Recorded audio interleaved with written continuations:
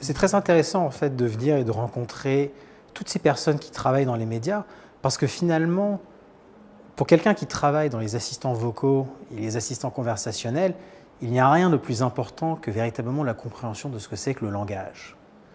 Et donc le langage sous toutes ses formes, écrit, parlé, que ce soit les émissions de radio, que ce soit le print, vont aujourd'hui et dans le futur de plus en plus passer par ces interfaces vocales.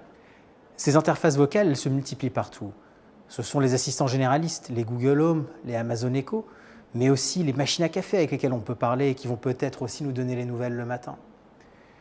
Mais pour moi, il y a une chose qui est absolument indissociable du concept d'assistant vocal, c'est le concept de vie privée.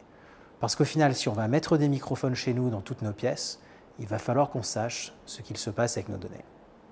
Ces assistants vocaux aujourd'hui sont tous basés sur ce qu'on appelle du machine learning, c'est-à-dire la capacité à reproduire un comportement humain à partir d'exemples du comportement.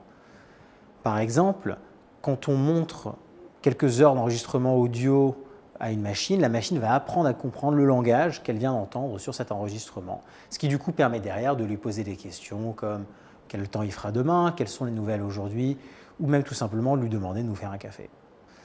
En rendant les machines capables d'interagir avec les humains en langage naturel, on enlève le besoin aux humains de faire l'effort d'apprendre comment fonctionnent ces machines, à tel point que les objets autour de nous deviendront extrêmement simples et intuitifs à utiliser.